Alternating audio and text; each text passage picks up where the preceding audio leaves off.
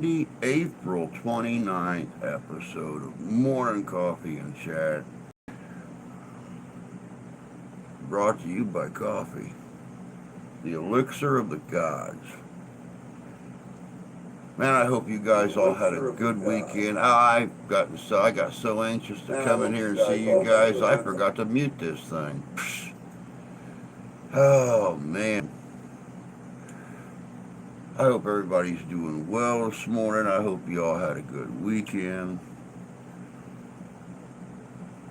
Aside from everything else going on, my week is starting off great. I found out 2 days ago my mom and dad's in Indiana taking care of my sister's place while her and her boyfriend are on an unexpected little trip. Actually, it was an unexpected free little trip to Hawaii. All they had to do was pay for their airline tickets. So, can't beat that. Good morning, Jan. Good morning, Lee. Good morning, Sarah. Good to see y'all. Hope you guys are doing well. Oh, so yeah, we're starting off this brand new week, brand new schedule. Yippee ki mutter futter. That, uh, yeah, that leaves a lot to be desired. Had a campaigner style event over the weekend, kicked my rear end. My parents are both good. Dad's, let me think, he's 83 this year. My mom is 79, 78. She'll be 79 the end of May. Um, but I normally only get to see them once or twice a year. They try to come up, around the middle of summer and then uh, around Thanksgiving time. And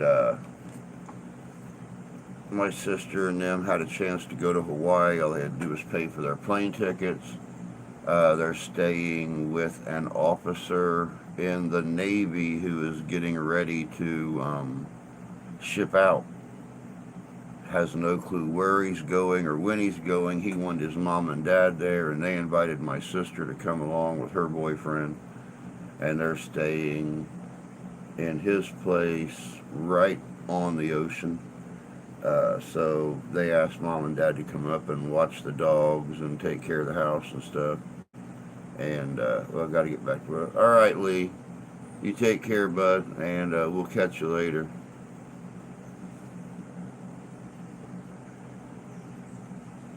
But they're going to come up today, spend the day with us. Well, biggest part of the day. Probably be the only chance we see them this year. They're getting to that point where they don't like traveling. So I can't say that I blame them. I wouldn't be crazy about a 10-hour trip one way over and over and over again. So, let me see here. Hey, Tony. Good to see you. Hope you're doing well this morning. But, as you can see, I'm kind of getting in the mood. We got the Niles Ren Fair coming up here in 3 weeks. Of course, I'll be doing security for him again. I decided to actually, instead of doing something more fanciful like I normally do, I'm going as, what I am, what I'm descended from. So I'm working on a Highland War Chief persona. Good morning, Scottish Cigar Puffin Pizza Maker. Well, good morning to you, you card cheating, yellow bellied, whiskey swilling hell of a guy.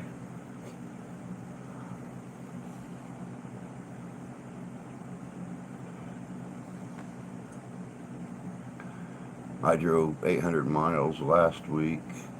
I'm sick of driving.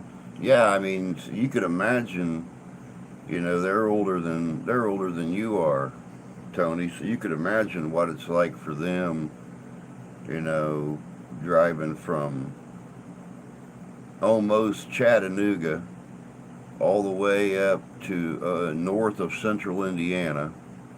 Then they're driving another almost 3 hours up here just to go back tonight to be there to get the great grandbaby tomorrow and spend time with him. So, and they're going to be here for probably another week and head back to Tennessee again.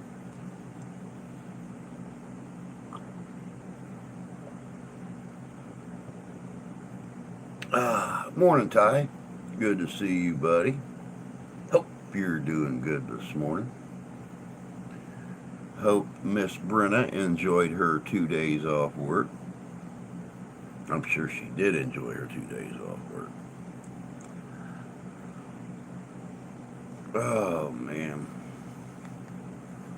Well, latest news, and I'm not going to bore you guys with a lot of the job stuff this time. That seems to be like all that's ever been on my mind lately. Our kitchen manager quit. We have a new kitchen manager. Um, he's doing his best. He's doing his best, but there's not a lot you can do when you're really not the person in charge. I mean, I have faith in him. He's going to do um, everything in his power to try to keep our hours up. But sadly enough, as long as he's being instructed a certain time until slow, um, because he had about 3 weeks more seniority than I did, even though I've been working in restaurants as long as he's been alive. He had about 3 weeks, 2.5 weeks more seniority than I did, so they didn't even offer it to me. So that's why I didn't become kitchen manager.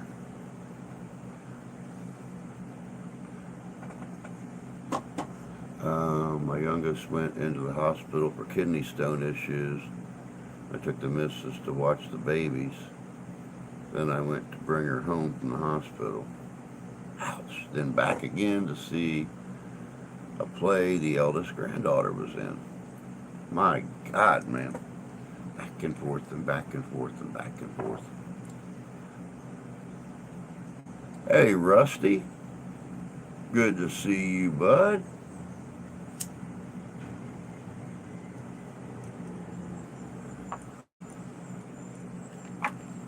But yeah, that's the way our hours are set up now at the job, is you go in at a certain time and you work until it gets slow. You could go in, clock in, and leave within the next hour. You could go and clock in and get slammed and work for the next 5 hours. So it just depends on what's slow. And believe you me, the manager of the place watches the sales on his computer. So he knows when it's slow. If it's slow for very long, he is calling up the restaurant and he is flipping out. Who all's there? How much have we spent in payroll this morning?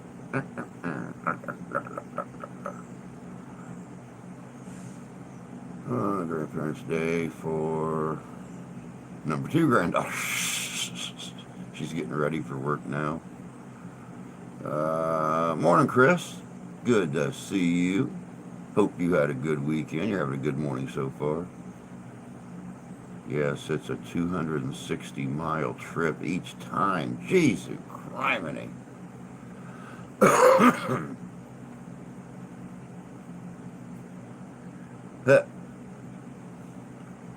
Rusty calls everybody by name except Santy. And he just calls him Rapscallion. 130 miles one way. My God, man.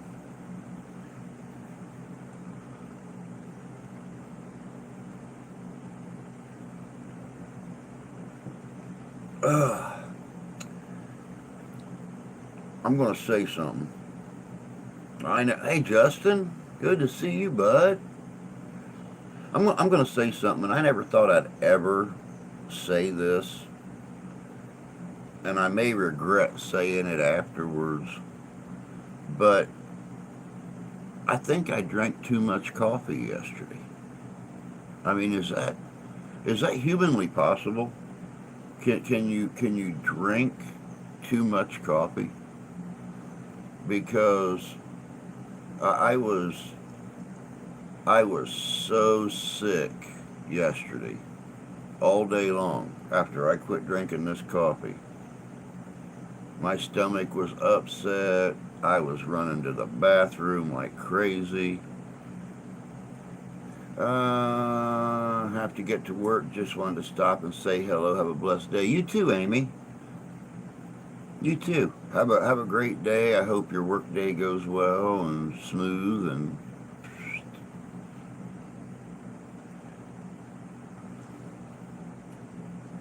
had to turn on the air conditioning yesterday. This is the earliest I've done so.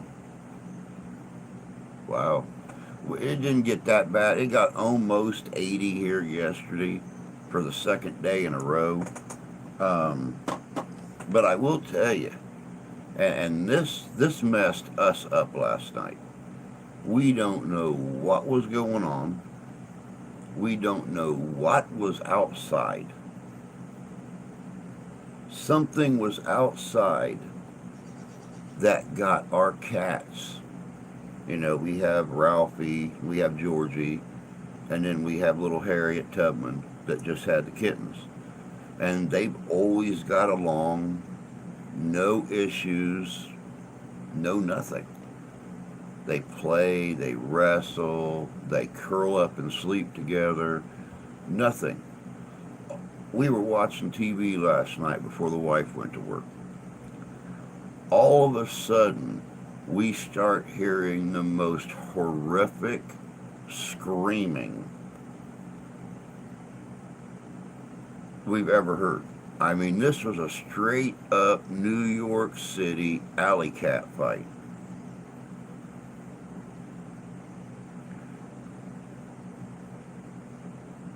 Felix come running out of her bedroom. She's standing behind the couch, looking out in the kitchen, screaming at me and her mom, hurry, hurry, hurry. What's going on? Oh my God. We're hearing the screaming, we're hearing thumping. I jump up, trip over, I've told you before um, with my knees and everything. I normally I have a stack of pillows at the side of the bed that I get down on and watch TV at night. Just rest my upper half up on the bed, and I've got my everything. But I jump up, trip over my pillows. My arm hits the doorknob, bends the doorknob shaft. Kind of sort of explains why within an hour I was feeling pain going all the way up through here. I got a huge, indention right here on this bone. All of a sudden, George and Ralph come helling out of the kitchen through the living room into our bedroom, and both of them go under the bed. Little Harriet shoots out of the kitchen straight over by Felix, jumps up behind my recliner. And they won't come out. We can't get them out with snacks. We can't get them out with tuna. We can't get them out with anything.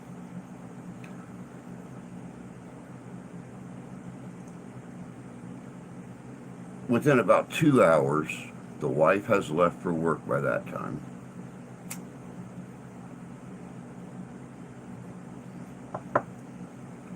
As she's leaving for work, little Georgie, I look down, little Georgie is right there beside me as I'm closing the door and locking the handle, you know.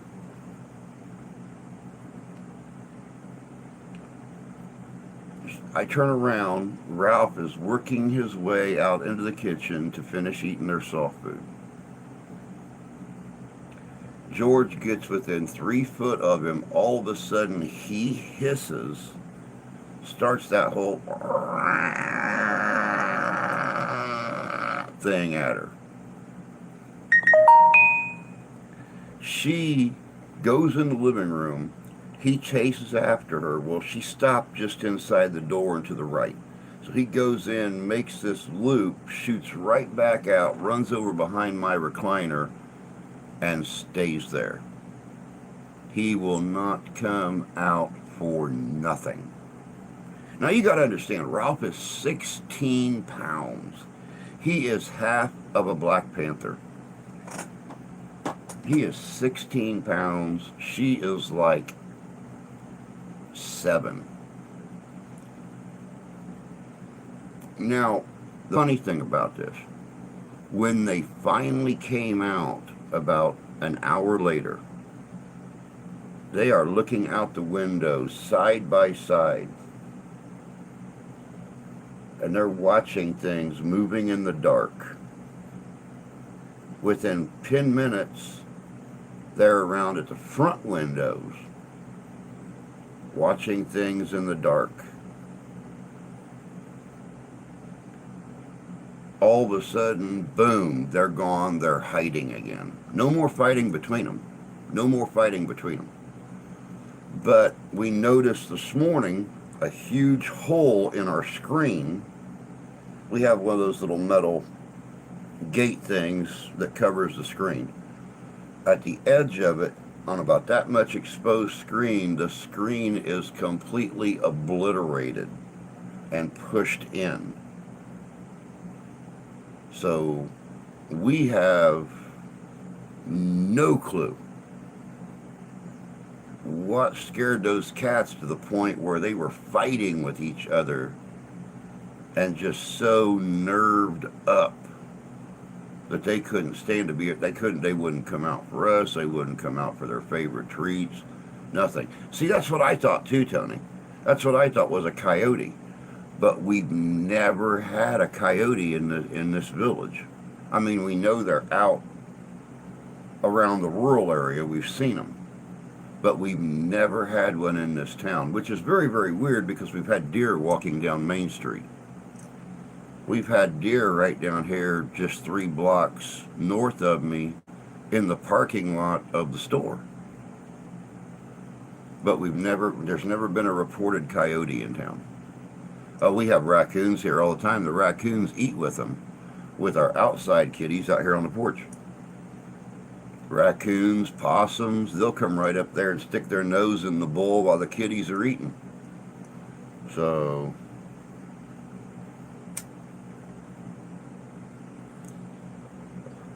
I'm thinking a coyote or puckwudgies.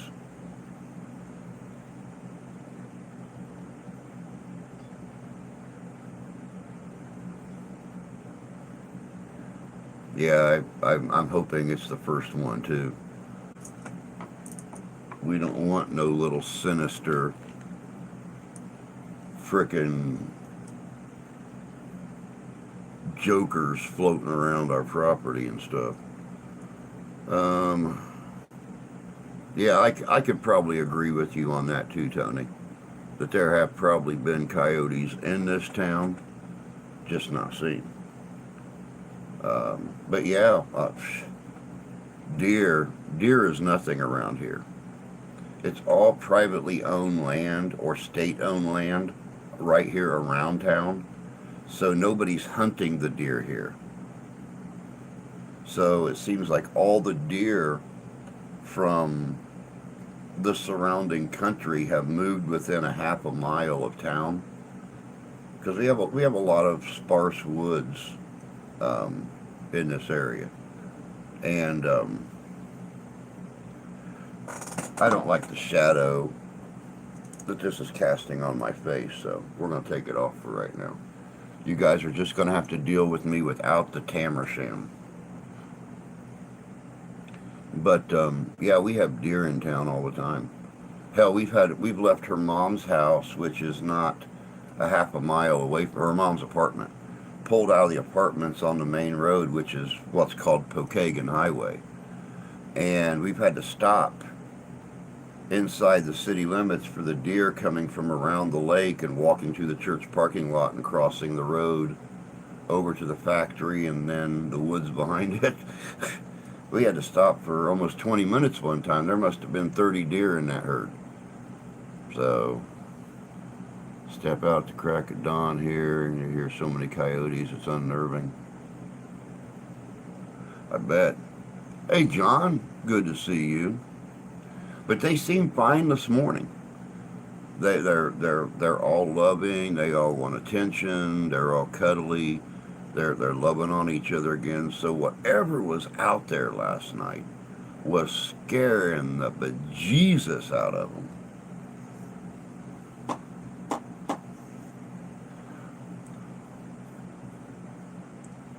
We have deer and coyote on my street at night, and I'm in the suburbs. Jesus criminy. I prefer cow, but deer will do. It's exactly how I feel about it. I'm kind of sad that we're out of venison now. We got all that venison from her son's girlfriend's mom and dad, and because he hunts religiously every year, and they give us a big bag of ground venison. They give us some loins, stuff like that. About 9 months ago, from 2023's kills, and we're all out now, and I'm very sad.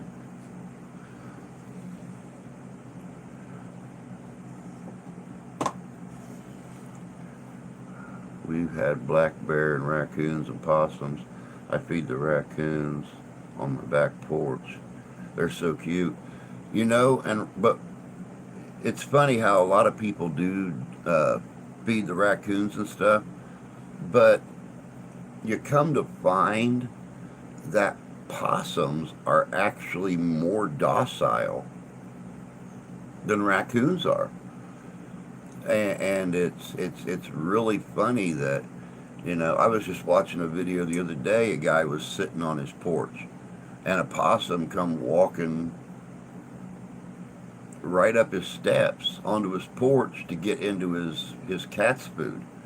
And he reached down, they letting it snip his hand, and it's just looking up at him, looking back down, looking back down. It'd take a couple more steps, he'd rub it between the ears and down its back, and it was reacting like a cat. It was so funny. Yeah, possums have become more of a popular pet over the last few years. Well, you're in Michigan, and even though they're rare, maybe you have a wolverine. That's very possible too.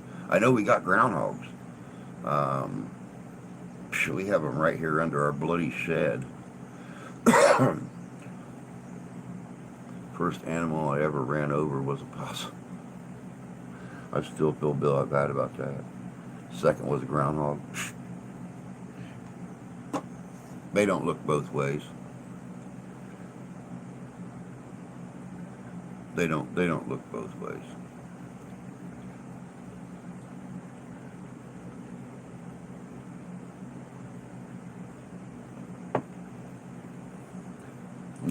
I've told you guys about the wife's driving record. First thing she hit was that raccoon that somehow got stuck to her muffler. So she was scared to stop for about 5 miles. So for that 5 miles, it was getting pavement burn on its belly, and it was baking on the top where it was stuck to the muffler at. Needless to say, they had to use a big scraper to get it off the muffler when she was finally able to stop. And then the second was that squirrel that she hit and wrapped up in a towel and put in the front seat with her, that all of a sudden miraculously came back to life and ran havoc around her car while she was driving down the road. And then most recently was that deer that tried to run over her. A little bit of damage to the front end of the car and a whole lot of slobbers and hair down the side of it. So I'm thinking this thing, when she hit it in the left hip, it turned its head just right up the side of her car. So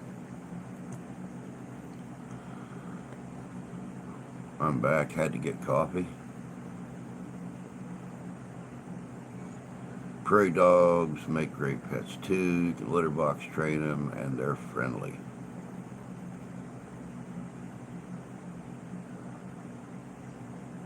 Prairie dogs? Never heard of anybody that had a prairie dog for a pet. But it wouldn't surprise me.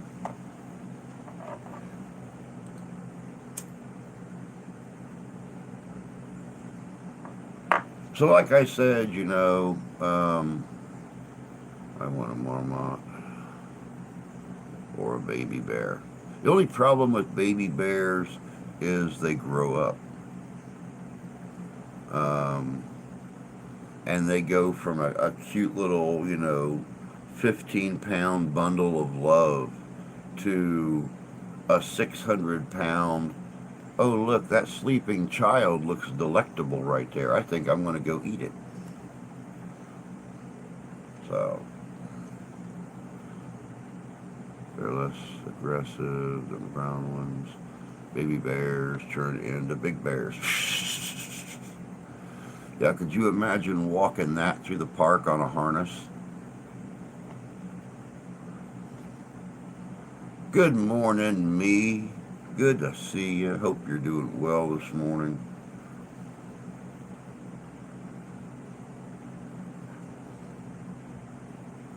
And don't worry, Chris, I did see that remark about me looking like the penniless uncle. I seen that. I was doing my best to ignore it, and every time I see your name pop up, I kind of want to chuckle about that crack. So,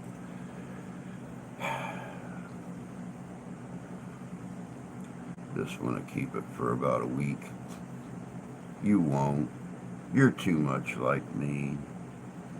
When they cuddle and they want to love and play and they sleep in bed with you and stuff like that, you just won't be able to get rid of it.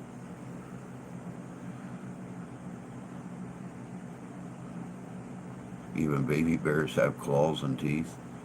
My kids call their dog a brown bear because she acts like one, but I want a baby black bear. Yes, polar bears actually are known to attack and eat people. You guys know I'm real big into the, what do you call it, like Alone and Survivor and stuff like that. Um, a lot of the Alone episodes or the Alone seasons are shot up in Upper Canada, the Arctic Circle, things like that. And that's one thing that I picked up from the show, is that polar bears are the most aggressive species out there. That they will literally travel for miles if they catch the scent of a human being. And during the worst parts of winter have been known to travel out of their way and attack and kill human beings.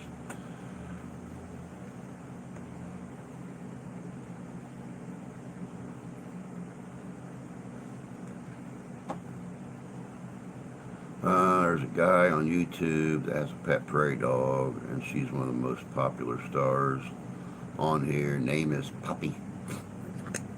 That's cute. Polar bears will track Inuit for hundreds of miles to eat them. Yeah. Yep.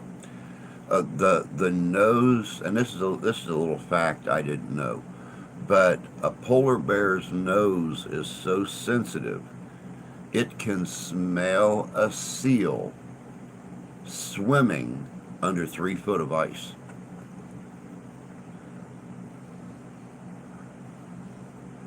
Yes, it's been studied and has shown brown bears are more aggressive, black bears are just more curious, but will run away from humans rather than attack unless they're cornered.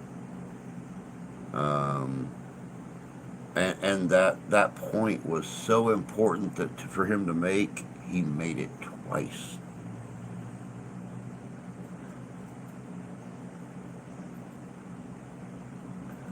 He made it twice.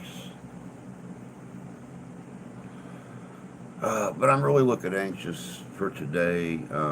Like I said, I haven't seen mom and dad since Thanksgiving last year. Um, of course, they're either in Indiana at my sister's place in the flower gardens and taking care of the yard and stuff like that, or they're at home in the flower gardens or taking care of the yard. Of course, my sister's got like a 80-inch TV hanging on her wall in the living room.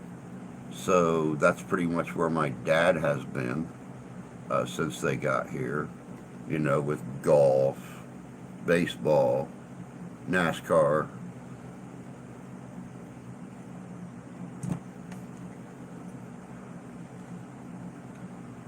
Polar bears are the cutest ones too. Not when they're covered in seal blood. There was a black bear a few years ago that randomly attacked and killed a bunch of people in a state park. Bear equals teeth and claws.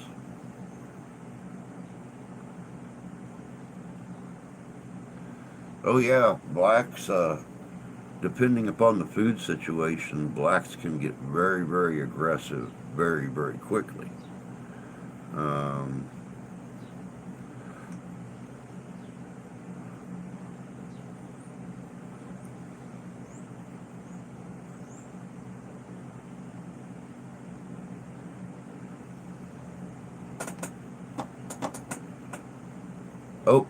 here's another very interesting bear fact coming from Tyler. Tyler, please explain to everybody. Of course, I know the answer. Please explain to everybody why a polar bear is not really white.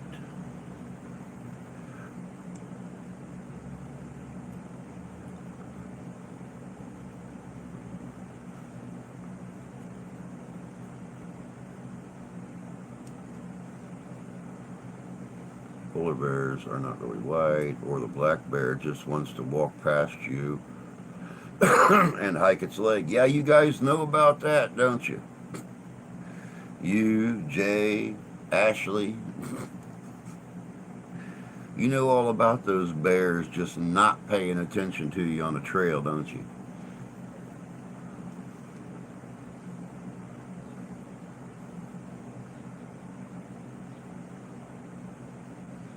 Not that I want to shoot a bear, but I prefer not to be bear shit either. I don't blame you for that. I don't blame you for that one bit.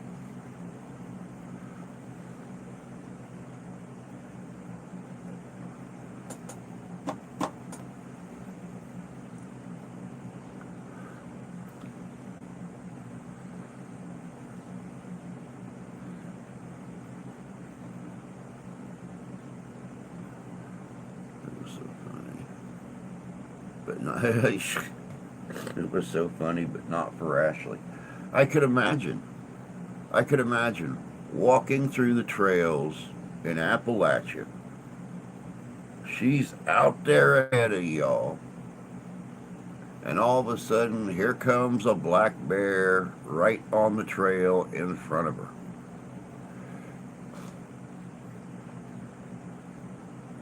That would That would that would that would make that would make the abridged version of my life flash before my eyes. Of course, I would talk to the bear. Hey, how you doing? Don't eat me. Um, that guy behind me is older. He's much meatier than I am. He's aged, like good Angus beef. Go, go eat the guy with the beard.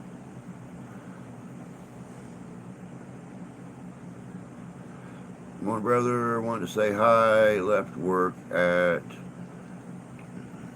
12:30 and back at work at 8:30.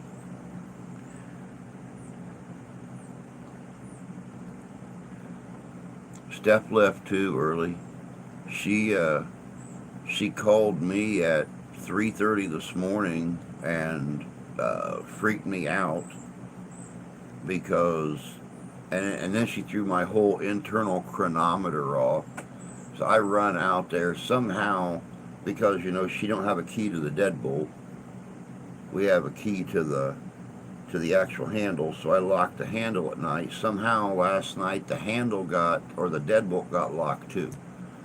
And I think Ashlyn is sleepwalking. She don't believe me, but it seems like every night either they're both locked or the handle's unlocked and the deadbolt's locked. So it's just some weird stuff. But I try to go out to the kitchen at 6 o'clock in the morning and unlock the door for her, so all she has to do is walk in. And my phone rings. I jump up, grab my phone. It's her. The door's locked. I can't get in. So I run out there. The deadbolt's locked. Door handle's unlocked. So I go back and I'm like, oh my God, what time is it? My alarm didn't go off to get, Ash up for bed. And she's like, well, it's only 3:30. So I sit on the edge of the bed and debate, okay, I'm awake now. Am I going to start my day? Or am I going to try to go back to sleep? I finally got up at 6 o'clock. So,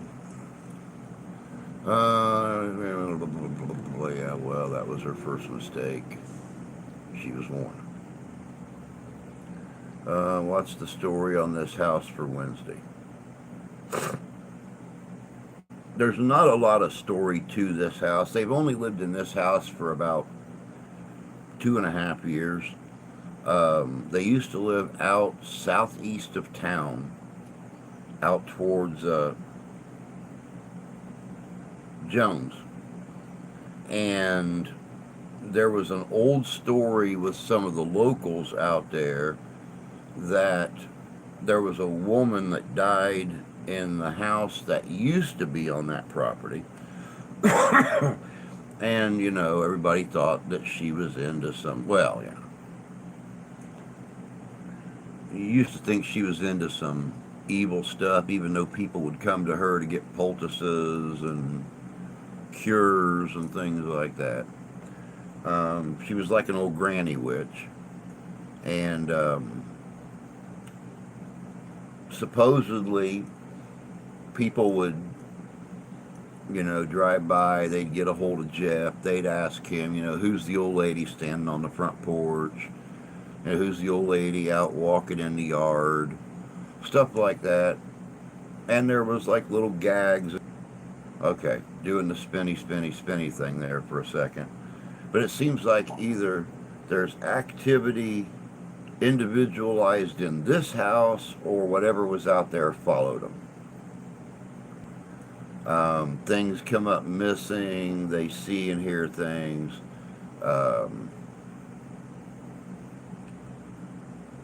Most recently, his girlfriend went to the gas station to get some Gatorades and came back, and she put one Gatorade in the fridge, put one on the coffee table, went to use the bathroom, came back, and the Gatorade was missing off the coffee table. She looked all around the living room for it. and thought to herself, well, maybe I just put them both in the fridge. Maybe I'm mistaken. So she went out, and even the one that was in the fridge was gone. So that's the most recent thing.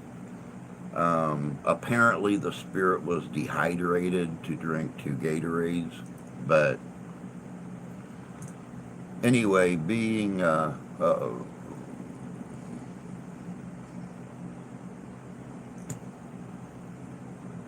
the docket to become head sheriff, when he comes to me and says, hey, I need your help with this, what are you supposed to do? I mean, you don't tell him no. I got better things to do than hunt your spookies. You go and investigate it.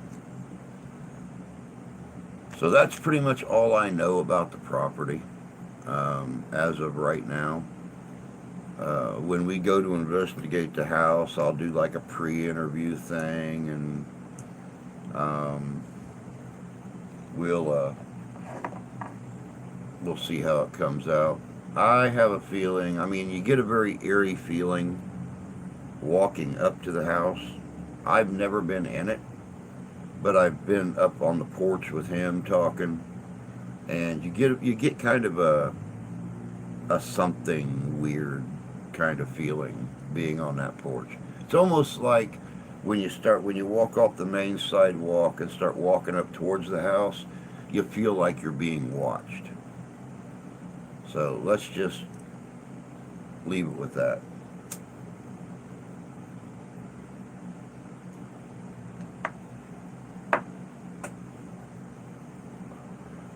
I told the mother-in-law I was going to take her. Of course, she's always after me to take her to investigations, and I won't take her anymore after that one that she went with me and Christy up to Prospect Hill in Paw Paw. So I told her, I said, it would be just your luck. You would walk in the house, and I would say something about, so you like taking things from people and blah, blah, blah. And all of a sudden her shoe would get really warm, and she'd realize this thing stole her colostomy bag. And she just pooped on her shoe. She didn't like that very much.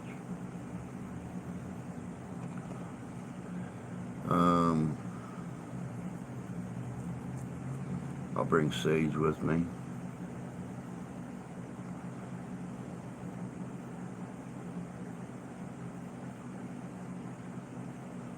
People give animals far too much credit for qualities they do not possess.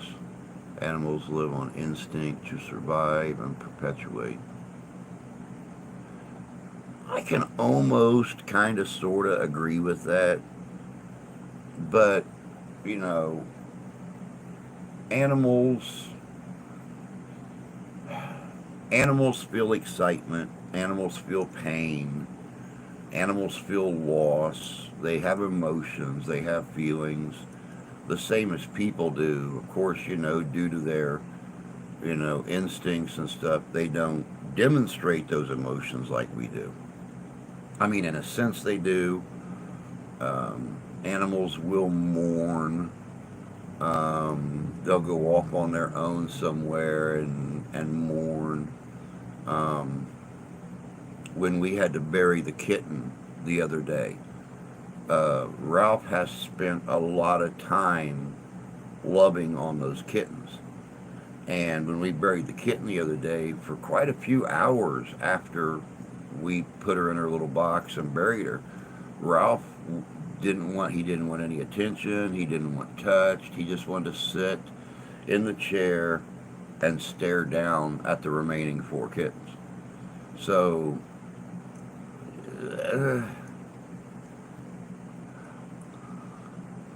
my missus asked me this morning if I had got her hunting license. Hey, it's togetherness during hunting season, man. What was that? Who was that? What was that? Who dat?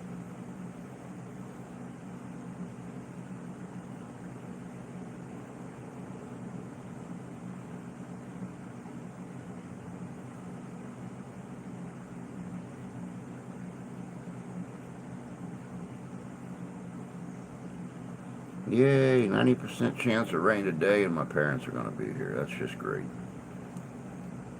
Dad hates sitting in the damn house. Take pictures as you're walking up to the house. You might catch something in a window or doorway. I already thought about that. I already thought about that. Ghost electrolytes. Yep. Daily Cemetery be our first one after this house investigation.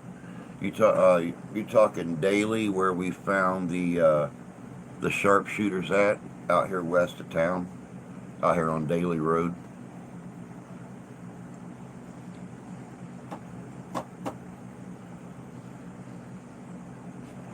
There's a lot of cemetery there we hadn't investigated yet. Of course, I want to get back to Silverbrook this year. Um, I would like to get back to Prospect Hill. Hopefully, Dewey Cemetery. Gotcha. The one you sent me the pictures of.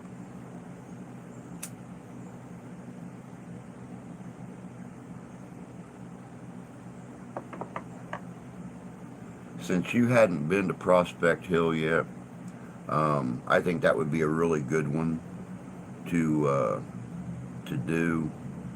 Um, Hopefully, the police will be a little bit more cooperative. Let us stay in there a little longer, um, just to see what's going on.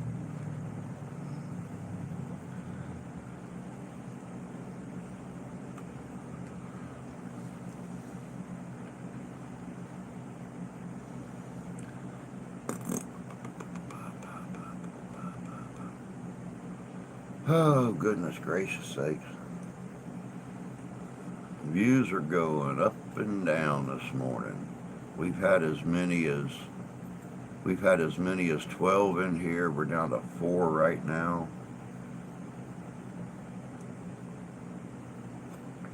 Not even been on here for an hour yet and already bored the hell out of 8 people.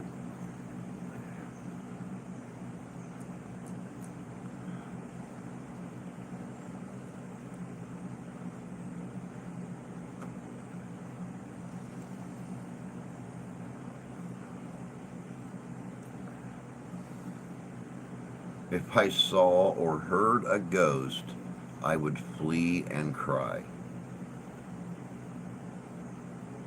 Well, if it makes you feel any better, Sarah, if you actually ever went on a ghost investigation with me and Mark, um, you would you would probably laugh.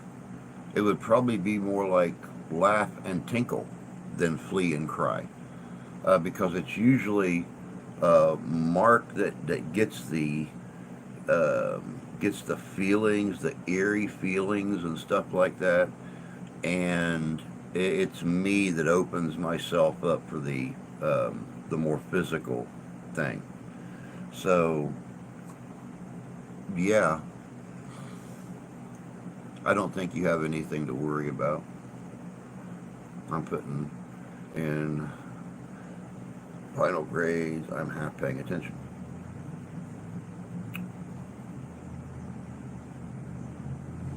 Ghosts, Tony. Ghosts.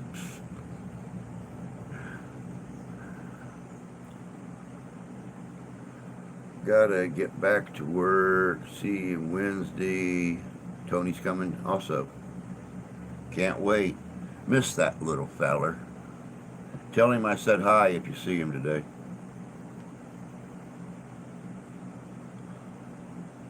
But have a good day, bud, and I'll catch you here in a couple days.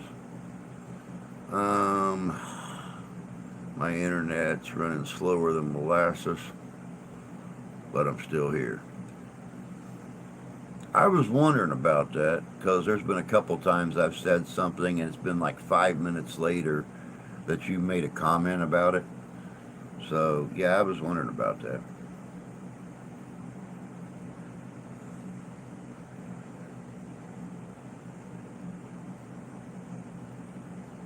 Speaking of which, when Mom and Dad are either tonight or tomorrow, I got to go through my equipment and find out um, what batteries are dead and stuff like that. So I've got all the equipment up to par come Wednesday. Figure out how I'm going to get batteries and stuff. Um, Most of us don't jump and scream with noises we hear. We're not CJ Face.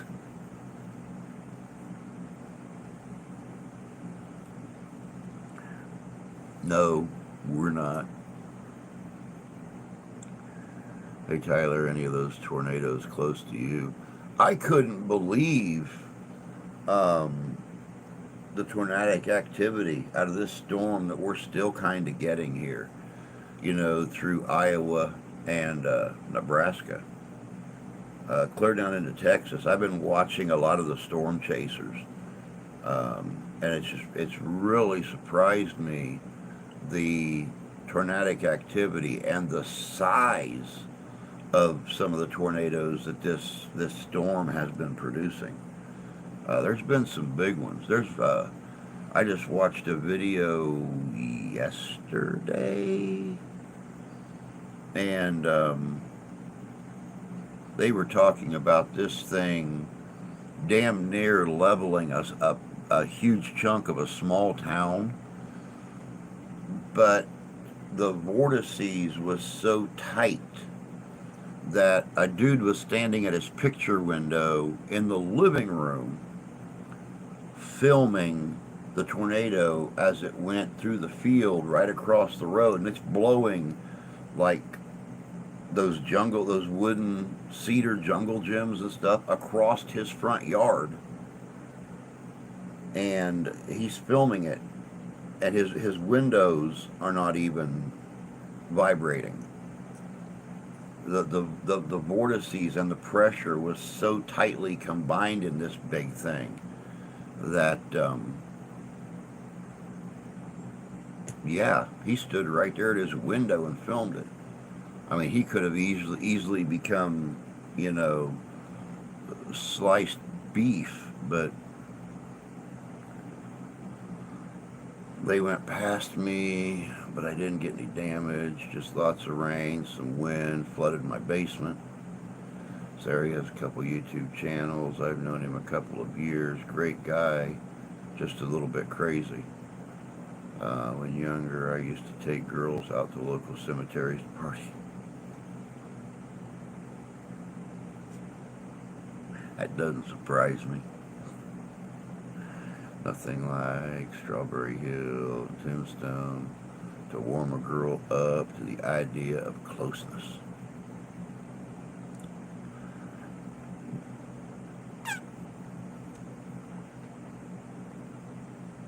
Yeah. One tornado hit my mom's town. It destroyed a couple houses not far from my mom's place. One tornado hit my mom's town. It destroyed a couple of houses. You might need to refresh, Ty. Seems like every time you put something up, well, not every time, I guess. Seems like most times when you put something up, it posts it twice.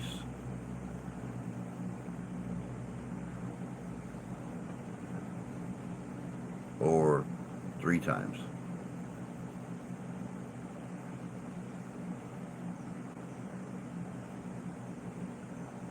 Yeah, I'm glad that you wasn't in the middle of that, man. Some of those tornadoes looked absolutely terrible. I mean, y'all know I ain't afraid of much, but I was watching the videos of some of those tornadoes in Iowa and Nebraska, and the hair on the back of my neck was standing up. I mean, some of these things were huge and very violent.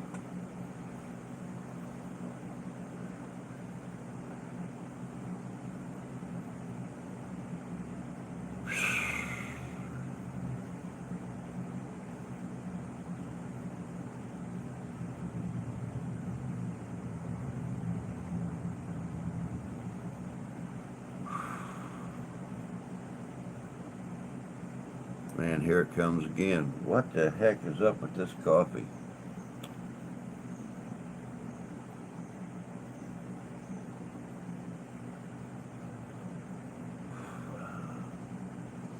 Actually, it was a clever place to party. You could not be seen by anyone when hidden in there.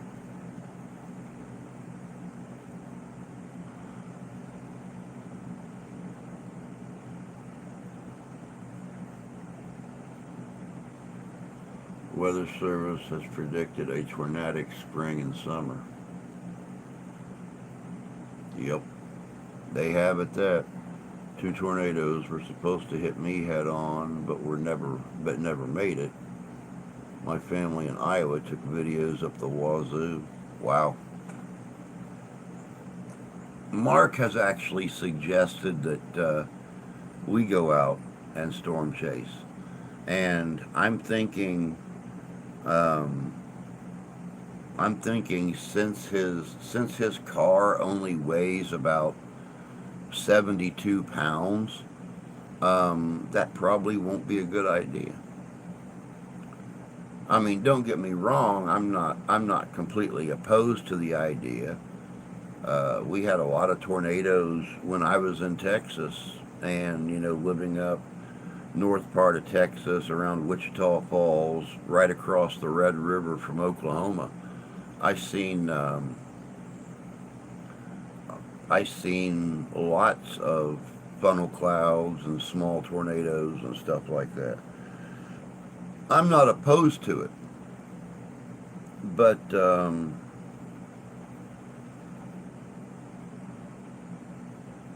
yeah, you would want definitely a bigger vehicle than a teeny tiny little, you know. Don't chase. You can almost never catch one. I'm not afraid of catching a tornado. I'm afraid of it getting tired of me following it and coming back trying to catch me. That's my biggest fear. I'm not afraid of, chasing them down. Just like I ain't afraid of tracking an animal, any kind of animal, whether it be predator or prey.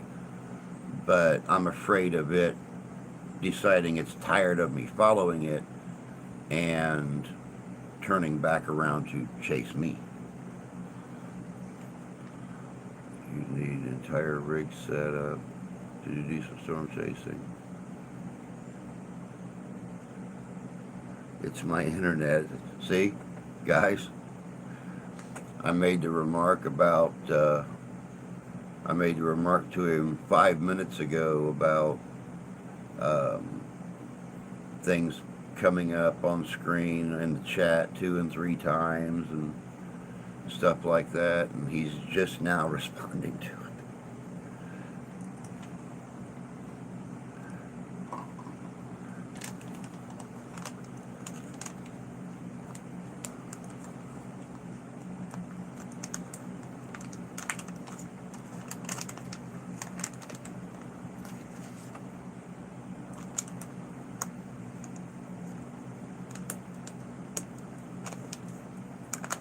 You need to learn weather patterns to place yourself in front of the thing.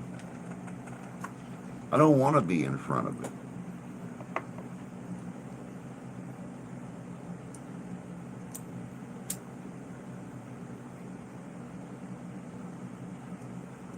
I don't want to be in front of it. I'm perfectly happy being a mile to either side, a mile behind, a couple miles. I don't want to be in its eating path. I mean, I hate to say it, but that's kind of like hiding in a tree in a ghillie suit while a giraffe is eating on the tree. Sooner or later, either you're going to get pulled out of the tree or you're going to get bit. So, yeah, no, no.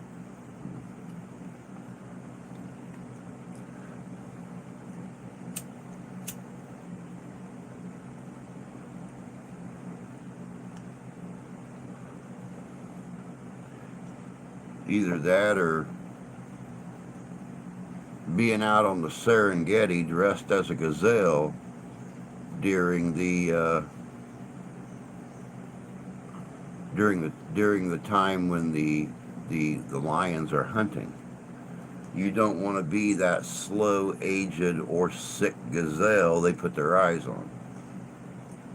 Because even if you pull the outfit off at the last minute and go, ha ha, I'm not a gazelle, your ass is gazelle meat.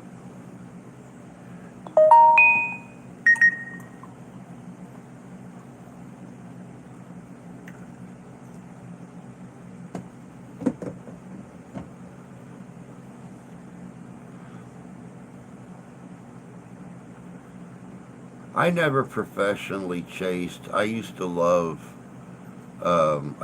photographing them. The year before uh, I moved to Texas, I was living in a little mobile home park that was in a gully, and we had a tornado in north central Indiana that it was moving directly eastward, and it went across the top of my high school, ripped the air conditioning unit off my high school, the school I had graduated from, and moved straight across the field. And instead of following the land pattern, it went straight across the field, and it was probably 100 feet above the trailer park. And then as it raised up and leveled back out, it hit that land again, kept right on going, wiped out 2 farms just a mile east of my location. But I was right there on the front porch holding onto the railing just in case, it did drop. And which, wasn't going to do much good. It wasn't going to save me or anything. But I watched it go right over the top of us. I ain't afraid of dying. It's the only trick I've never been able to pull off.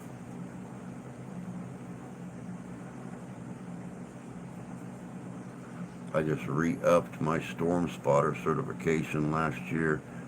No, I mean, don't get me wrong. I would like to have, a good Doppler service on a working laptop. I'd like to have a good working laptop to get Doppler service on.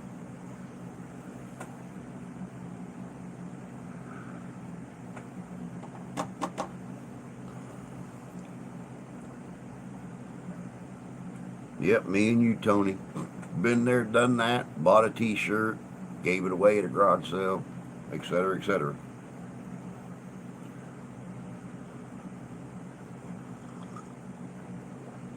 Storm chasing is the reason for the KB9 RAO.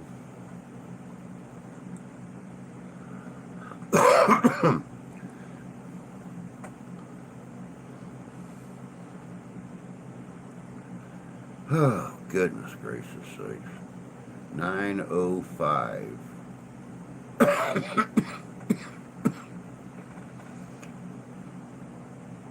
I think we'll probably go till 9:30 today, so I have time to get things straightened up, get myself straightened up before Mom and Dad get here, because they're going to be here for the whole day up until tonight. Of course, they'll probably want to take us out, which means I'll have to get dressed. Take all the fun out of the day off. Oh, and hams. Get all the women.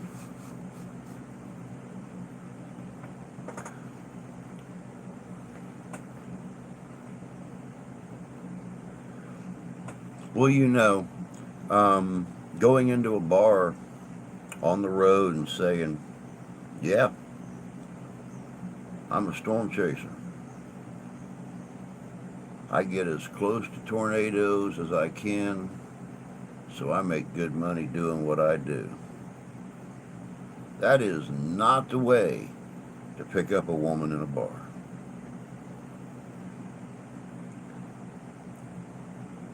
They want to live to catfish you the next day.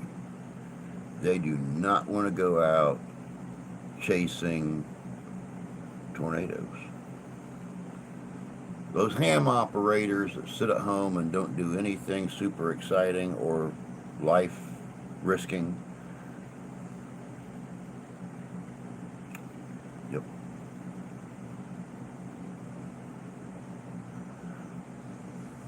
Oh, so you're not like those guys on Twister that have like little tornadoes on the sides of their cars and got their name in like big bright reflective paint on their trailers and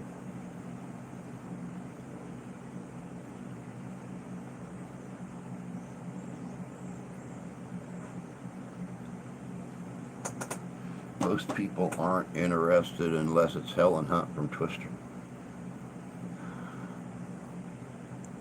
And my insurance company would not approve. No, most insurance companies wouldn't. Um, but of course, that's why you pay them for like the large coverage plans. $1 million, stuff like that. They're making good money off you every month. They'll insure your toilet. You pay them enough money.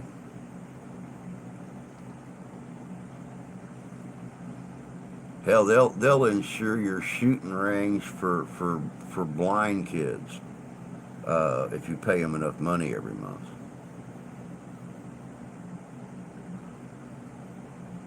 There really ain't any money in chasing.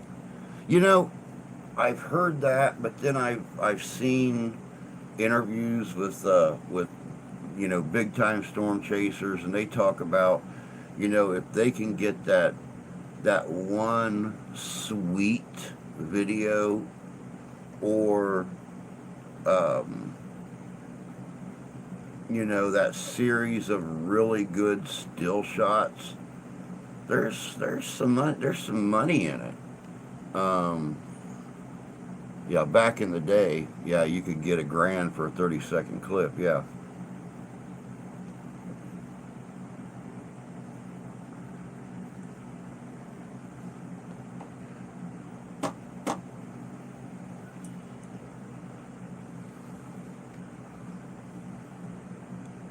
I don't know. It's really doubtful the wife would let me do it. No insurance, no life insurance, no health insurance. She probably wouldn't let me do it.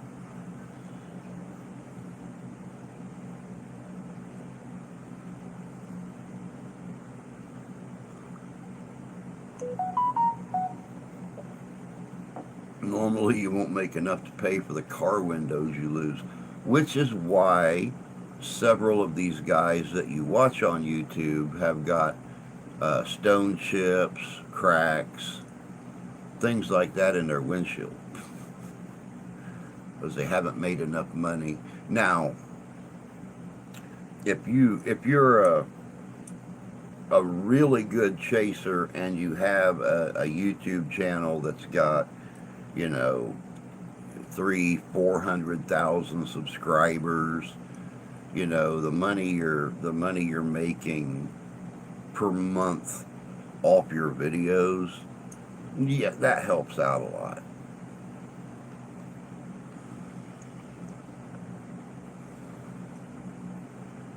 I've seen a couple of storm chase videos that had over 1 million views. You do the math. I mean, you're getting $10 per 1,000 views. What's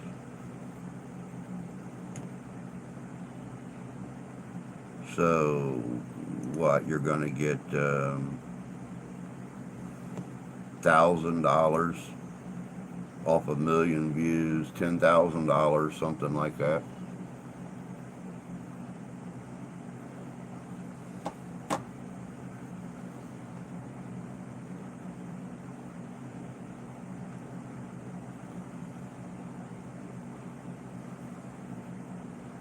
So this is going to be something completely, you know,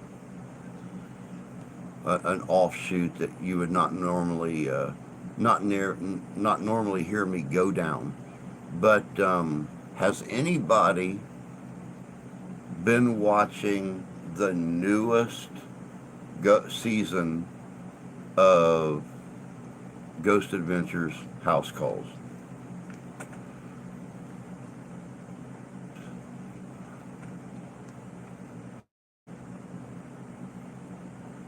$400 in gas, $600 in windows.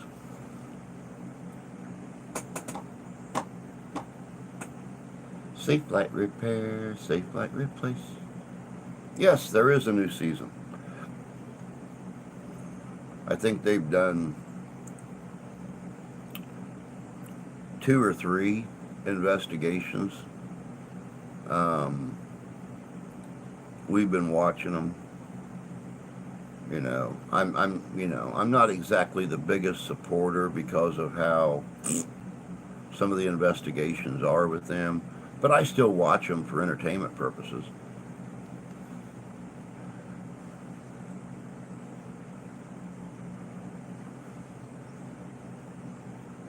I actually sat down last night and started watching season 1 again.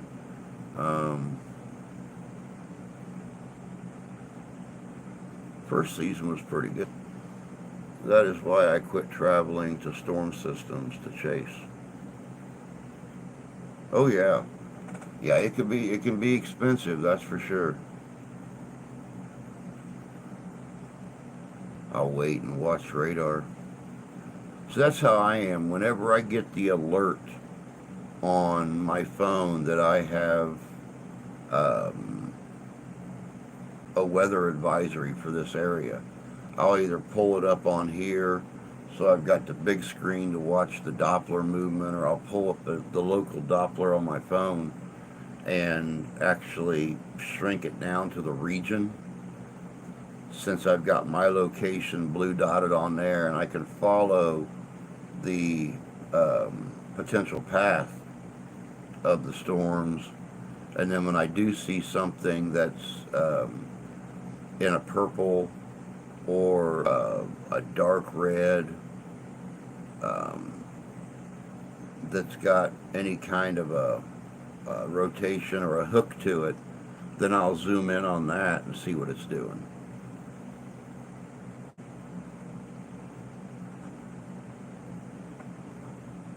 Best tornado vids and pics were within 10 miles of where I sit. I'll check them out when I get back from physical therapy. Yeah, they definitely entertain, that's for sure.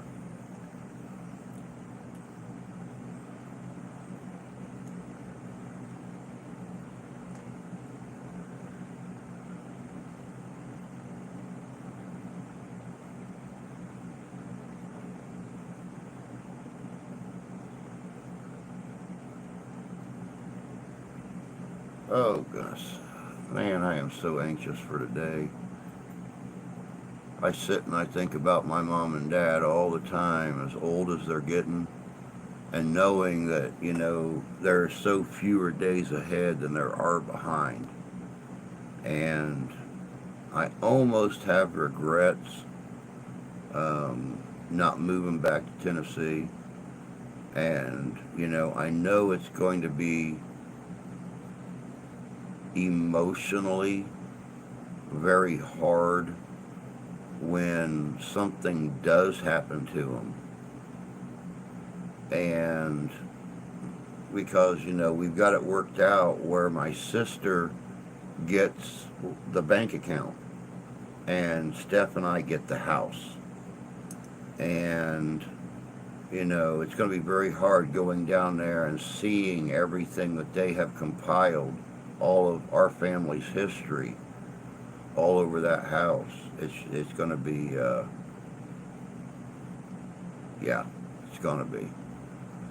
Do they live near your sister? No. My sister only lives about 2.5 hours, 2 hours and 45 minutes south of me. My mom and dad are over 10 hours away. So, once again, they're a good 7 or 8 hours south of my sister. They actually live right smack dab in between Nashville and Chattanooga.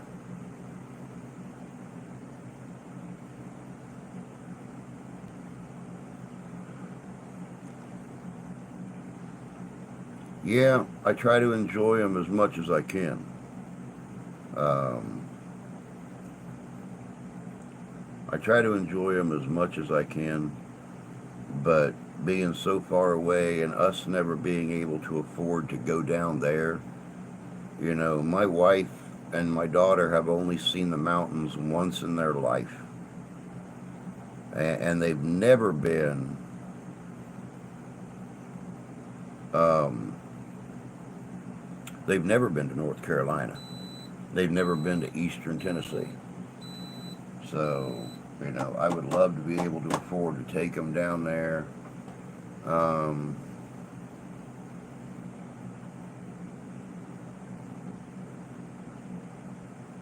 and let them experience that area. Fall Creek Falls State Park, the Tennessee River, the Appalachians there in North Carolina and Eastern Tennessee.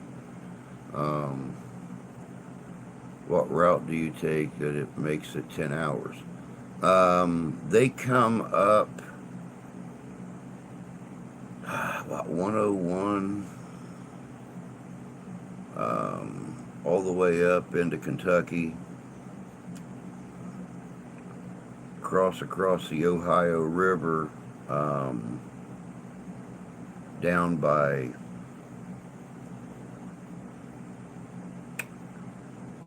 I can't think of the name of the town.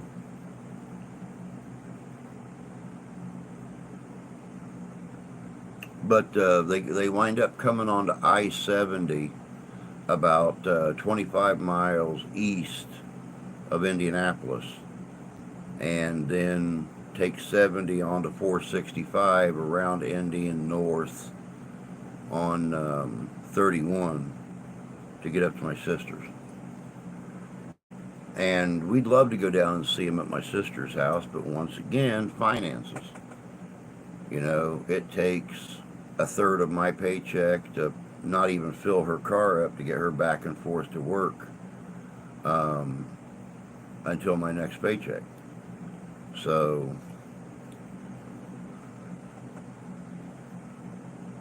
yeah, and with Steph's work hours and her sleeping during the day and everything, it's very, very hard to come up with the time. Steph's son came by this morning and brought her a coffee.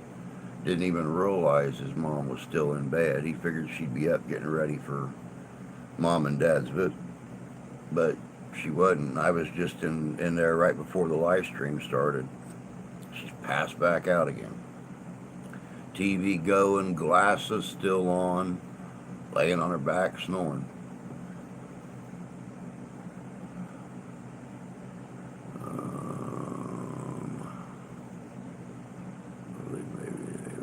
I-75 to I-70. That's a good possibility. I don't know what the route is. I know it's 101 out of Crossville, Tennessee, and you stay on that for a while until you get up into Kentucky. And what it becomes up there, I have no clue.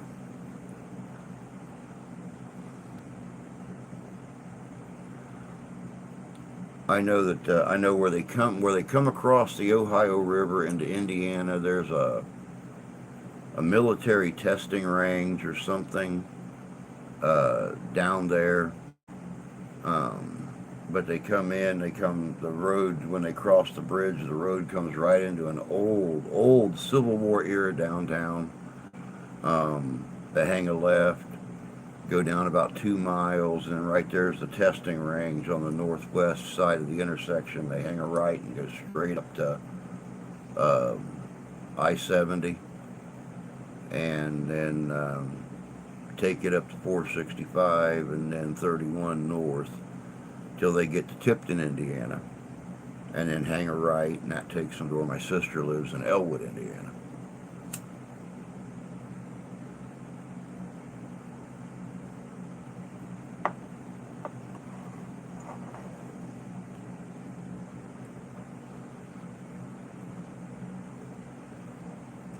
275. I don't know. I'll have to find out. I'll have to ask Dad today what route they take when they come up.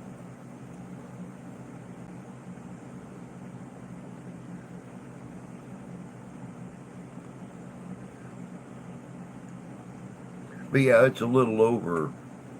It's right about 900 miles when they come up. 850, 875, something like that.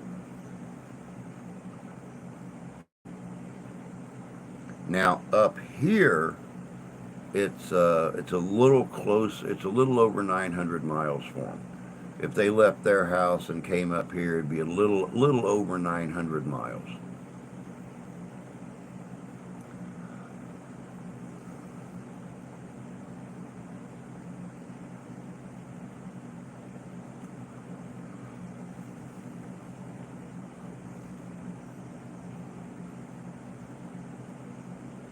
Yeah, there's not very many major highways.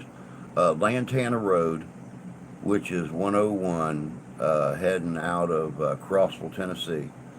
Um, it becomes a 4 lane. They just made it a 4 lane a few years ago. Um,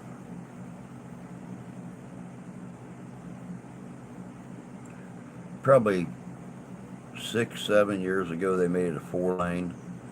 And then when you get north of town, it goes right back into a 2 lane highway again. So, and there's not a lot of major highways down that way. The closest major highway goes out of Crossville through Pikeville, Tennessee, and then on down to Chattanooga. And you get to go right down the valley, almost all the way to Chattanooga, following that highway. But that winds up through the foothills and everything else. After a trip to South Carolina, then D.C., then back to South Carolina, and back here, 4 days. Have no taste in driving. See, I used to love to drive. When I could drive, it didn't bother me to drive. Hell, the biggest trip I ever took was 19 hours straight. We left Elwood, Indiana at like 6 o'clock at night. I drove all that evening, all night long, until about 10:30, 11 o'clock the next morning.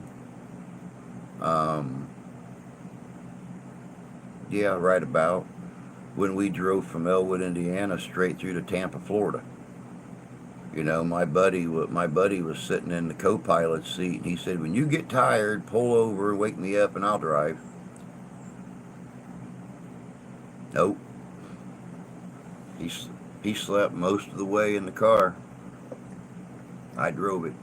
I used to love to drive.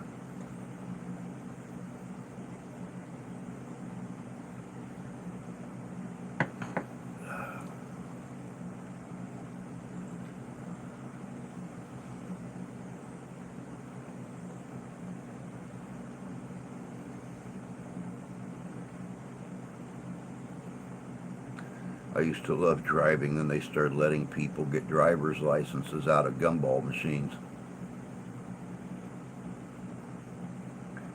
You ought to spend some time up here. There ain't nothing like being on a time crunch, having to drive 20 or 25 miles to get somewhere, and you get about a mile outside of town, and you get stuck behind some old guy in a hat. That's what Steph calls him. Some old fella in a hat. Speed limit's 55. He's going 35. There's constant traffic coming at you, so you can't pass them. Then you look out your rearview mirror and you got like 15 cars behind you.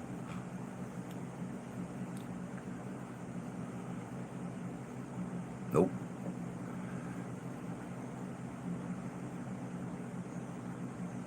But I've driven how many millions of miles? I have no clue, no idea.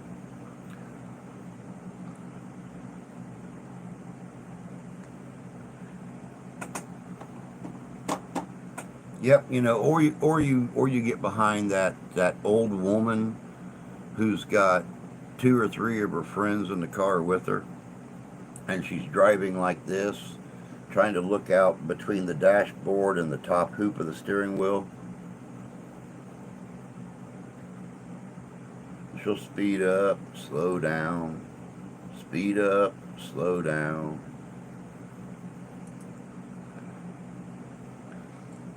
We had some folks in the bar yesterday from Indiana, and they were talking about Michigan drivers.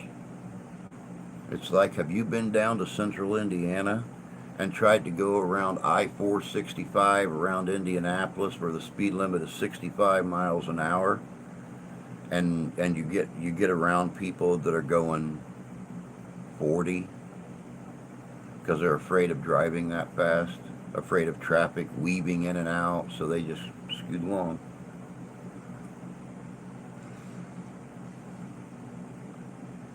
Yeah, they either drive slower than molasses or try to run you down. Yep.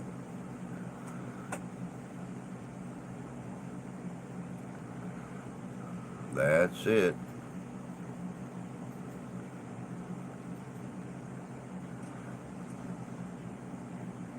Try that shit around Chicago. Oh, tell me about it. My very first time ever going to Chicago.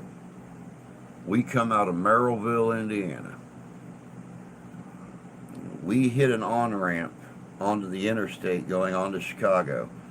And my buddy made that left turn.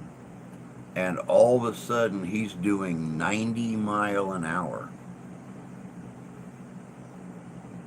And everybody's just kind of holding on, you got the oh shit handles up here, and they're holding on to the seat, or they got hold of the dashboard, and he comes down at 90 mile an hour and eases right in behind another car. Everybody's doing 85, 90 mile an hour.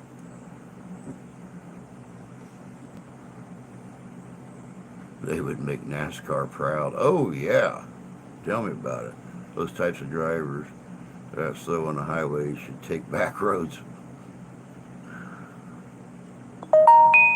Good morning, Danny. Good to see you, bud.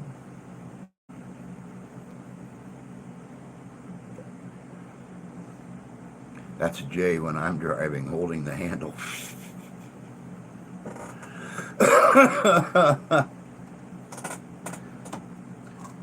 Oh, and by the way, guys, I just wanted to let you know that starting 2 week or it started 2 weeks ago.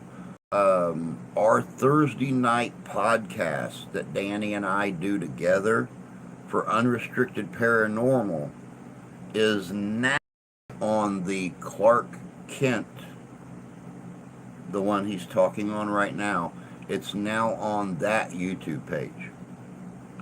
So usually it is Thursday night right around 8:30.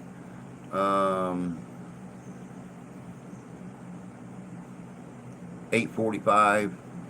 We try to start 9 o'clock. So, definitely go over, subscribe to the Clark Kent channel, and that way y'all don't miss the podcast on Thursday. I missed the podcast this past Thursday because somebody didn't set up a podcast, but that's okay. I enjoyed spending time with the wife until she had to leave for work, so that's okay. It's nice to take a break once in a while. No more part-time work. I have my Mondays and Tuesdays back. Awesome. It's about time. You deserve a little respite there, bud. I know it makes finances hard, but I recorded it. I was late. It happens.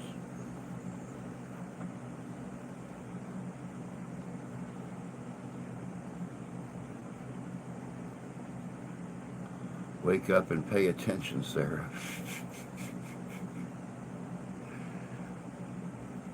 I love driving in Oklahoma. The cops are cruising 90, 100 mile an hour. Oh, now see, that statement right there says it all, Danny. You know, your health is more important. Your health is more important. Your body's been through a load of nasty shit for the last year. You know, with the surgery and stuff like that, and yeah, you deserve to take it easy, my friend.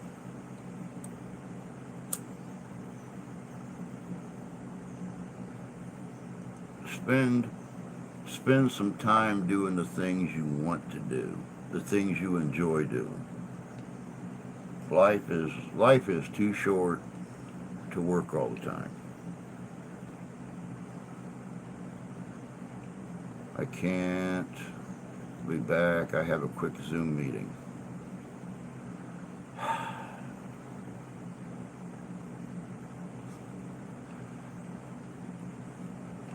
You know, I could see Sarah sitting in her house right now, dressed professionally from her neck to her waist, wearing a pair of old Levi cut-off shorts, in her bare feet, sitting there with her computer, filming this, just kicking back, relaxing, waiting for this Zoom meeting to be over with so she can take that business top off, put a tank top back on, and just chill out. I don't blame her.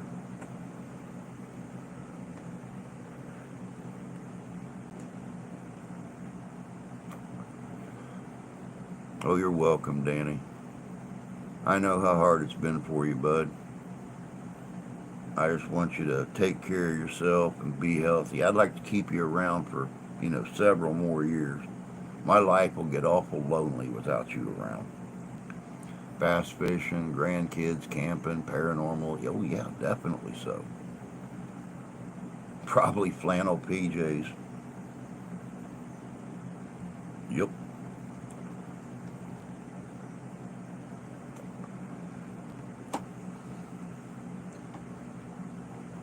Then again, I could see Sarah in her little petite figure she's got, wearing one of those like little flannel shorts, PJ set with the long sleeve flannel top and everything. Except at Zoom meetings where she's got to put on a nice blouse and stuff like that, and look professional. But the whole time she's still got on them little flannel shorts, and she's just all relaxed and staying cool and comfortable. That's what I would do. I mean, I'm not wearing any pants right now, so I mean, it's like, who cares?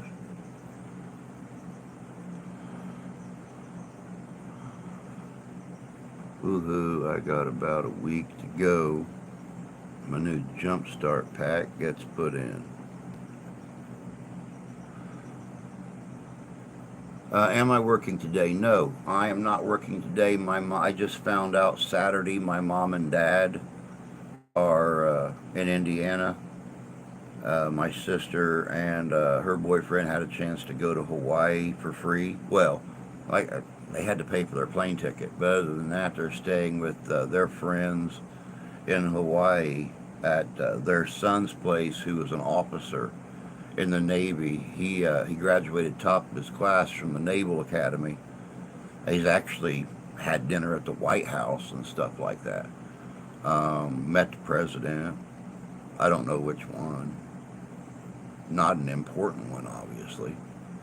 But they're there for a week. And so mom and dad are driving up here today. Probably the only time I get to see them this year. So they're going to come up here. I'm off again tomorrow, though. So,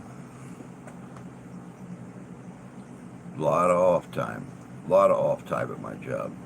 Hate it.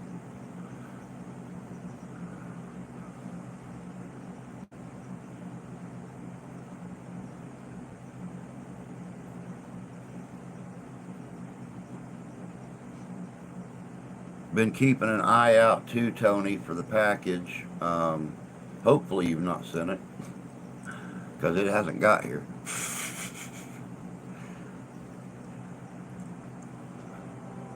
I know you was having some trouble getting the whole timing thing arranged, getting it sent here a couple weeks ago. So I've been keeping my eyes open.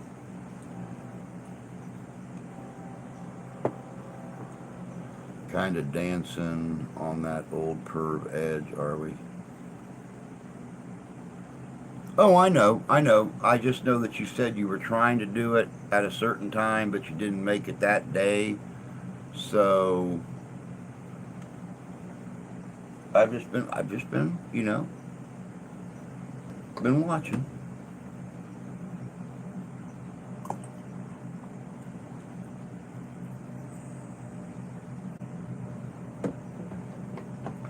I'm just hoping I can see you at Ghostorama, Danny. With with us losing one of our cooks, um, it's really, really hard for me to get any time right now, especially a weekend where they are almost insisting that I work mornings. So I'm just hoping I get to see you at Ghostorama. The only way that I got the Niles Ren Fair off this year is I put in the dates for it last year. So that's the only way I got it. So yeah, it's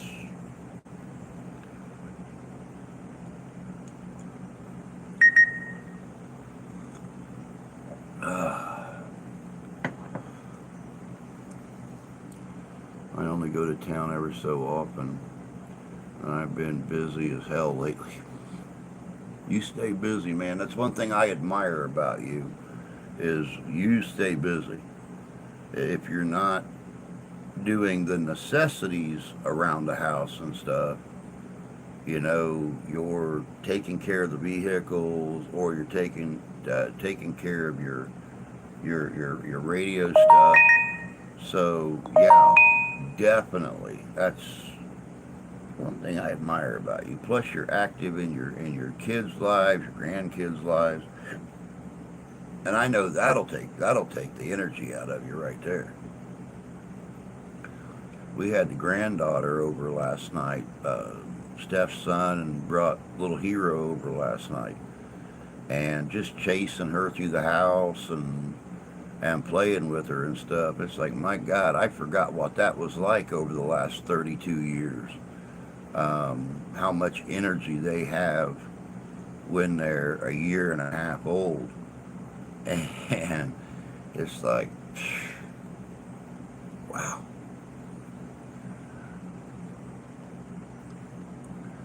I don't believe we'll make it this year. We're not going anywhere in preparation for Jay to retire. If we go anywhere, it'll be Tennessee to look at properties.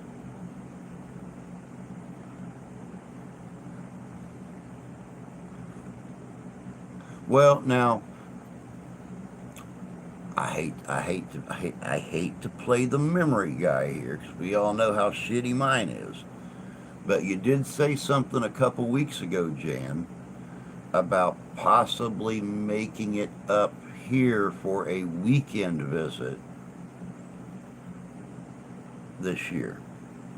And if you're able to get that arranged, then I'll make sure and get Danny, those in our little Michigan circle here that don't get to see you that often. Get everybody together and do a cookout thing, and enjoy this amazing Michigan weather.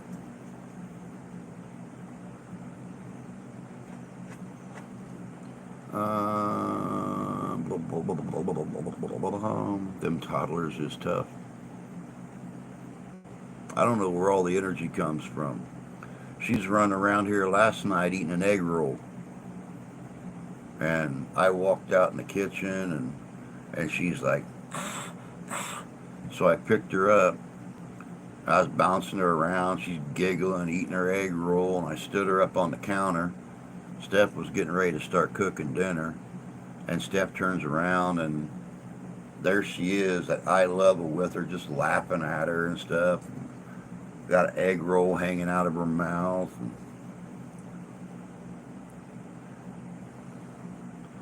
I'm back. I'm in sweatpants, hair tied back, no makeup. Had my camera off.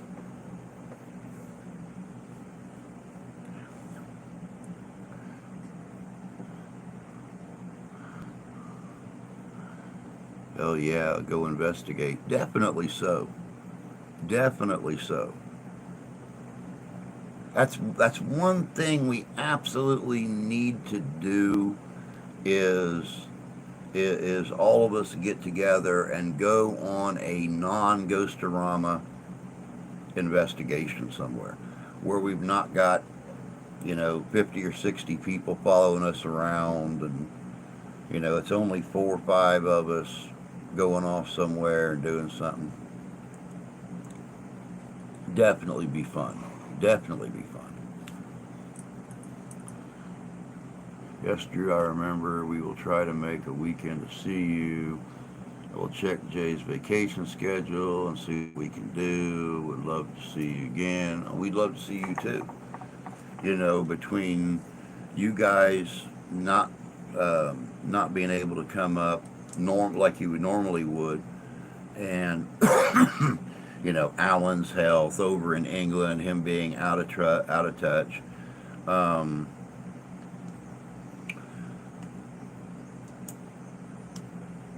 this year seems weird so far. Let's put it that way.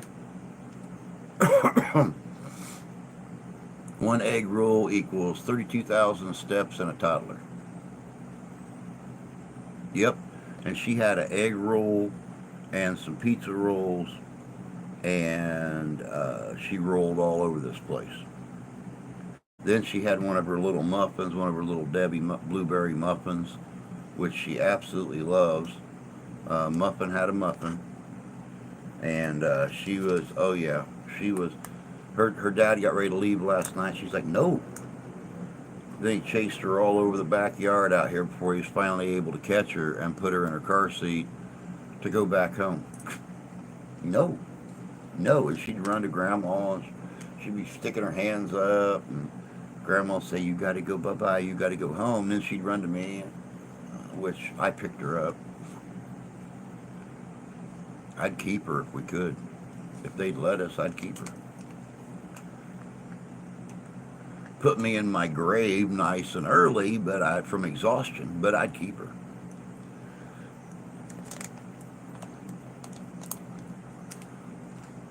That'd be amazing. Way too much energy with so many people. You could have shut the chat down.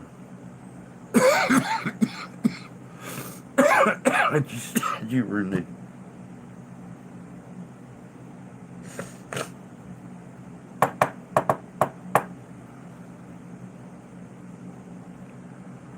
Sounds like so much fun. We're still waiting on grandkids.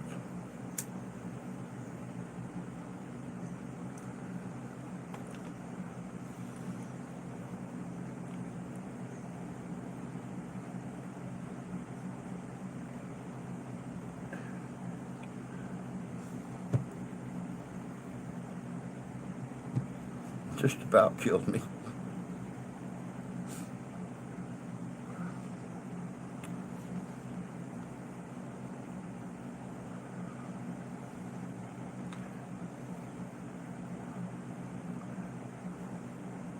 Oh, by all means, Danny. By all means. They are a lot of work, and they are a lot of work keeping up with, but they're well worth it. You know, I've my wife went from complaining about the clutter and everything to going out and buying a big toy box and putting it in front of the entertainment center or the TV stand in the living room. And we've got push toys and ride along toys and little bouncy unicorns and all kinds of stuff sitting all over the living room now. and she don't say anything about the clutter no more until she comes in here, and then she's like, "Oh my God, how can you stand to spend so much time in this room? There's no place to stand. Who's in here besides me?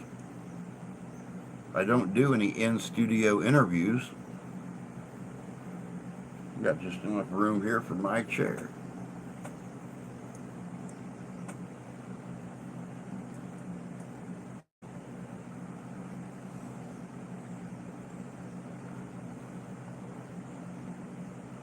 And besides that, if there's not enough room to come in here for anybody to stand in, I don't got to worry about y'all coming in here and bothering me when I'm working.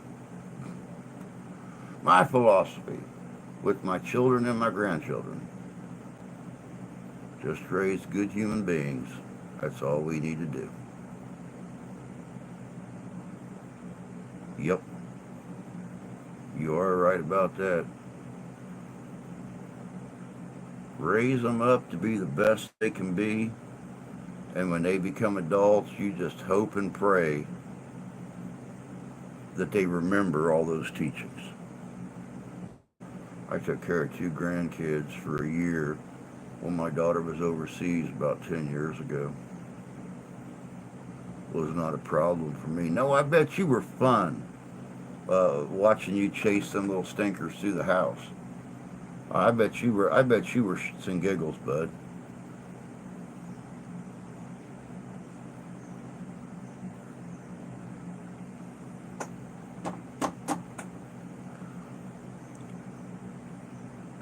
I also bet they went to bed at night and you fell into your chair and went,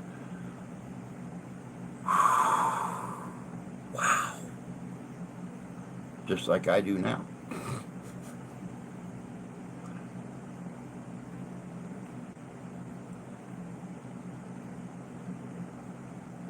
Because I'll tell you what, I love that little turd to pieces, man. I love her to pieces, and yeah, she runs through this house and she runs around the yard and everything else, and I am right there with her. But boy, when she goes home, or on those rare occasions she stays with Nana and Papa for the night, she when she lays down, it's like, wow. And then it's time for Papa to drink. I watch mine Thursdays and Fridays. A lot of love and fun. Oh yeah, most nights the granddaughter would take naps, fall asleep at night on my lap. We have a little chair out here in the living room, and it's a little fluffy chair, but you pick it up and the bottom comes out in two sections. So you've got like the seat, then you've got two other sections that fold up under the chair, and that's where she takes her naps at. And then we have a pack and play that we unfold and set up where she sleeps when she's here. And oh yeah, when she's here in this house, she sleeps like a rock. So yeah, so much fun. I can't. She will not go to sleep on your lap, no matter how many lights you shut off, no matter how quiet it is, no matter how much you rock her. She will not go to sleep on your lap.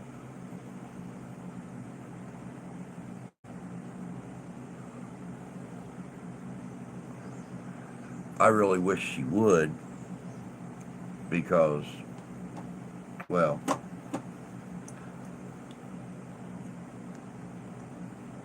I would definitely enjoy some pictures of me and her both asleep together in the recliner, passed out, dead to the world.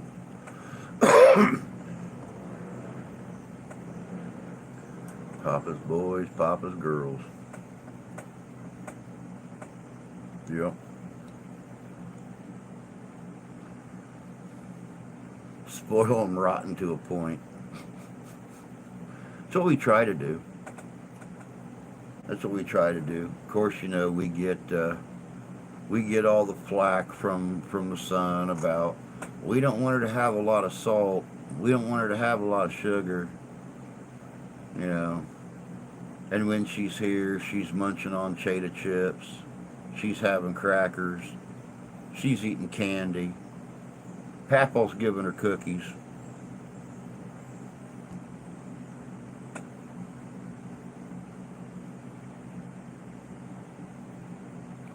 We're just ensuring the fact that when she gets a little older and she can talk really well, all her mom and dad ever hears, I'm going to go to Nana and Papa's.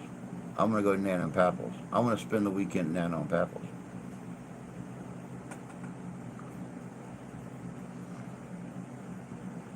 I don't know that I could do that child care gig these days. All right, Danny. That's cool. Mom and Dad are going to be here in probably hour or so. I got to go out and get the front room straightened up, shave. Um, and they're probably going to be here till 7 or 7:30 tonight, right about the time it starts to get dark. Then they'll make the 2-hour trip back down to my sister's place, because my mom has her other great granddaughter or great grandson tomorrow. So she wants to get a good night's sleep so she can keep up with him.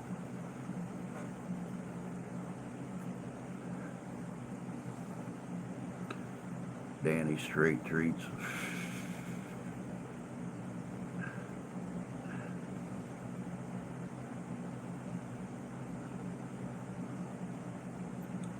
You too, Danny. You take care of yourself, bud. And if I don't talk to you today, I'll talk to you tomorrow sometime, because I got nothing going on tomorrow. Um, the wife will be watching her Housewives of whatever frickin' city she decides to watch this week, or her murder porn. Um, the how-to guides for wives disposing of their husbands and not getting caught for doing it. Those shows. So, yeah, I got nothing going on. I'll be in here all day. So, but you take care of yourself, man. Have a good day, and I'll holler at you later. We got about 5 minutes left, y'all. I decided to go on and stay on here till 10 o'clock. Figured heck with it. Got nothing better to do and got plenty of time to get done what I gotta get done if I stayed on here, so what the hell.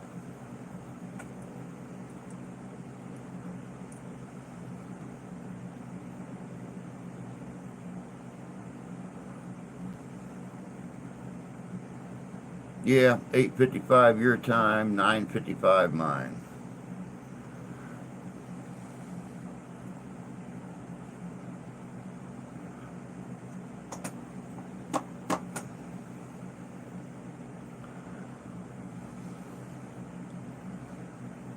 But it's going to be an interesting day nonetheless.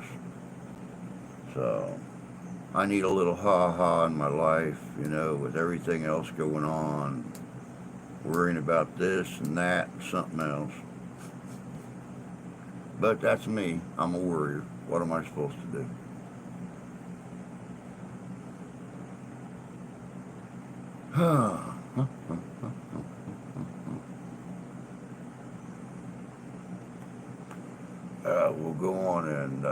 We'll go on and slip this in one last time, just in case there's a wealthy benefactor out there that's being silent in the shadows and watching.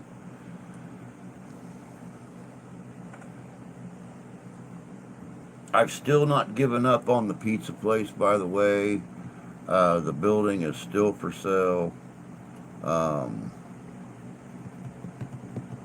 the last time I checked the listing for the equipment that I was going to get off of Facebook Marketplace, it's all still available.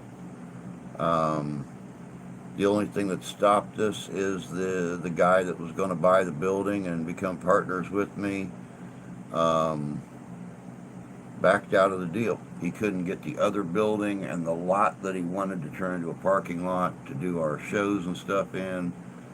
So, if there's a wealthy benefactor out there that would like to become a partner in a pizza business that is absolutely guaranteed to succeed in this town, get a hold of me. We are talking about a 50-50 split, and we are talking about a $1 royalty per pie until you are paid back twice your investment. Thank you, Sarah. I appreciate that, honey. You take care of yourself. Have a good day. And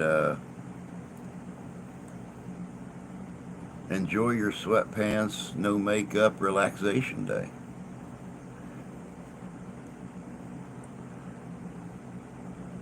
First time I said that while you were actually here.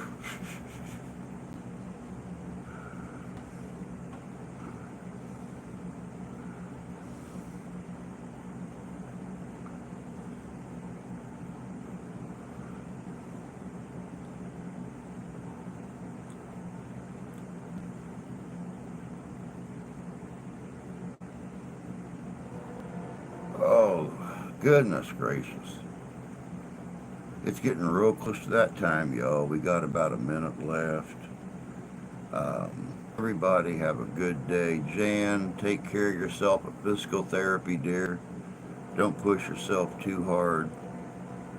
Tony, same thing goes for you, man. Um, Much like I told Danny earlier, I'd like to keep you around for the foreseeable future. Don't push yourself too hard.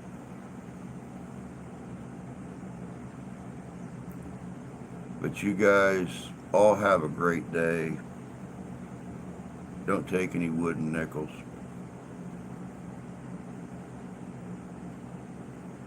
Yeah, don't take any wooden nickels. Get splinters in your thigh through your pocket. Um, that's about it. That's about it. So, y'all have a wonderful Monday. Take care of yourselves. Take care of each other. God bless you. God love you. I do. And we'll catch you all the end of the week. Have a good day, y'all.